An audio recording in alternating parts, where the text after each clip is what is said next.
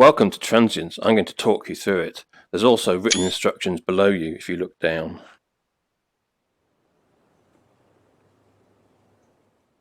Point at the flashing item and pull the trigger to start it playing.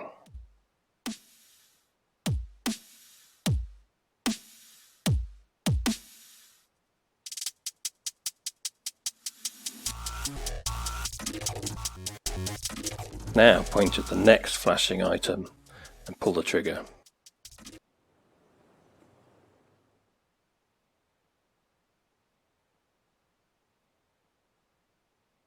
Welcome to Tranzient. I'm going to talk you through it. There's also written instructions below you if you look down.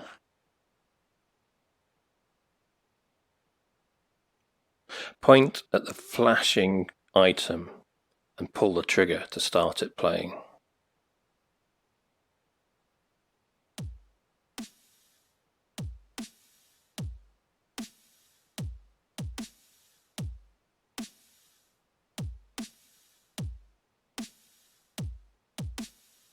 Now point at the next flashing item and pull the trigger.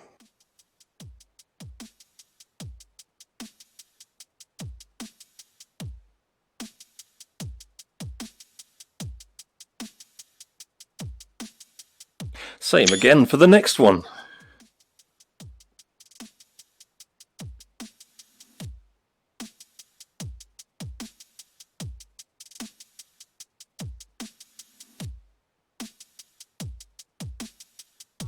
And do the same again.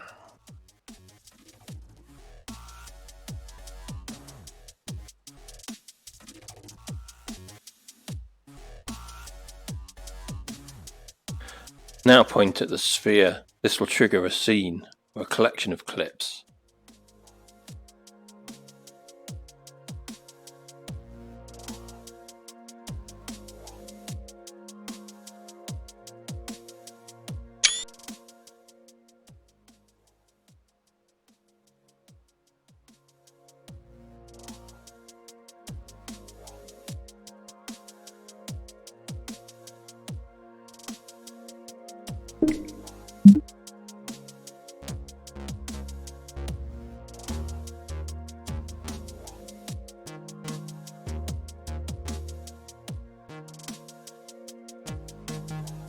Hold down the button under your left thumb to pitch bend whilst rotating your left arm.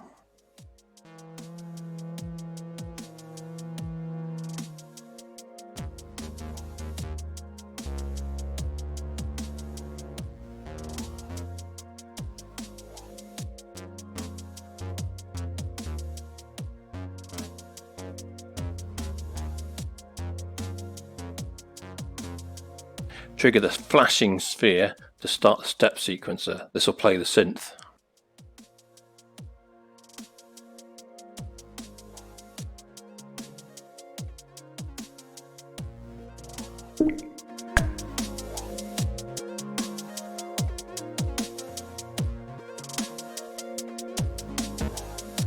Now edit the synth parameters, which are above the synth.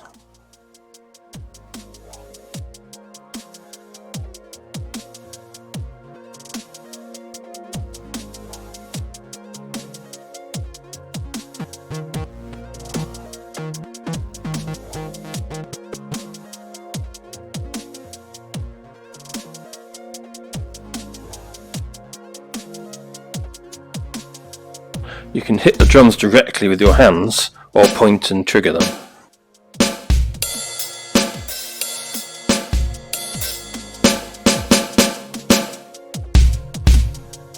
Now feel free to wander around and play.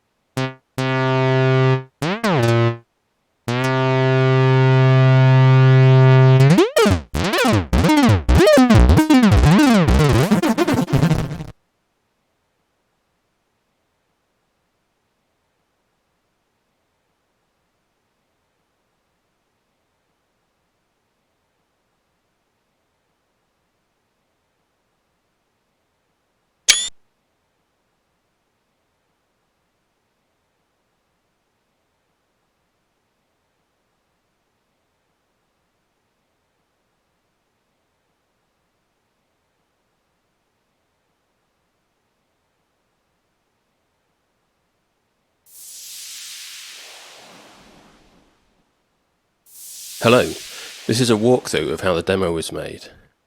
Around you can see instruments, synths, videos and step sequences. They were all built using the plus button on your arm to create items and then edit them in the world. The demo started on a synth, so that's where we're going first. Here we have a step sequencer triggering the synth.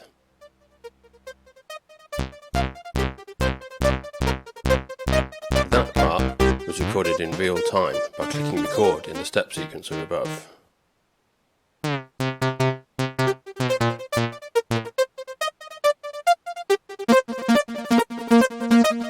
Next, I moved along and programmed some drum hits.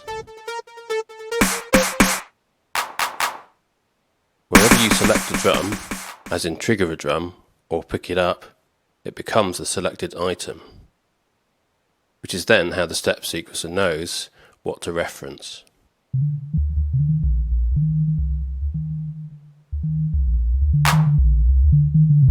So you can see as I add these, you get an icon that shows you the associated drum. If I add another drum, you've now got two drums here triggered on the offbeat. Swipe to turn on more steps. You can also see as I point that the associated drum gets lit up. When I click, it shows the part. The same thing happens here. When I pick it up, it changes the active drum in the step sequencer above.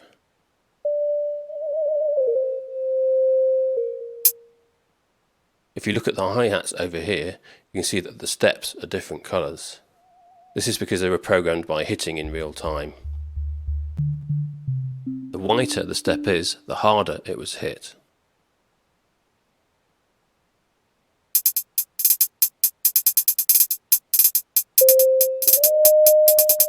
Here we have a VFX or video effect and a drum which is triggering it. You can set up a secondary trigger to trigger VFX or other drums.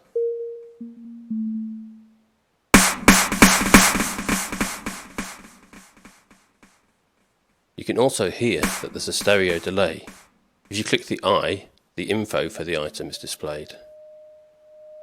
Here you can see that a stereo delay and a reverb have been assigned.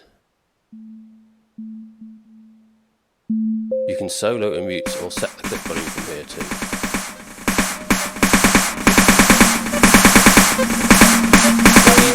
Over here.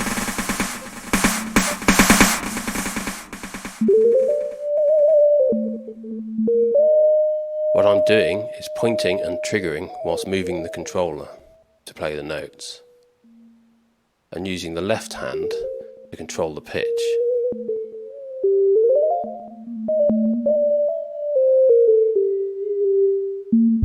What's happening is that I'm clicking a button on the controller, the B or Y button on the Oculus or the shoulder button on the Vive. When those buttons are clicked, the arm lights up and is in 3D control mode. If you look at the info for the synth, you can see that the pitch bend changes and that it's assigned to left roll. You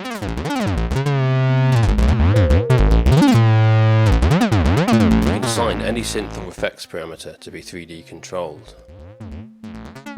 Roll, pitch and yaw means rotation of your hand.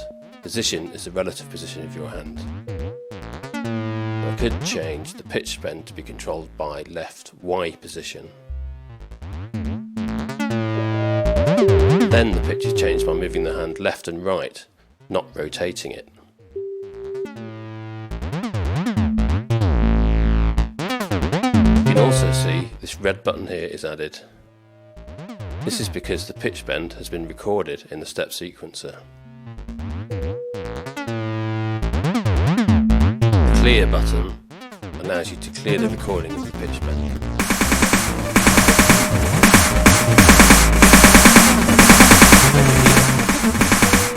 Two synced videos.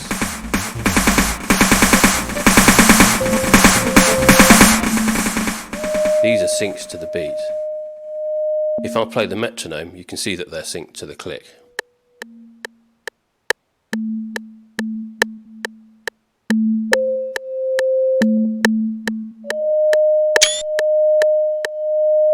The metronome is also the centre for the global tempo and the global key and scale.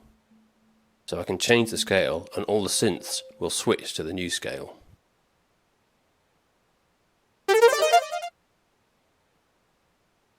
Or I could change the root note. If I change the tempo, everything will time stretch and resync. Any audio loops will also time stretch and auto pitch shift to fit the key. In most of the environments, you can pick up and rearrange the world around you.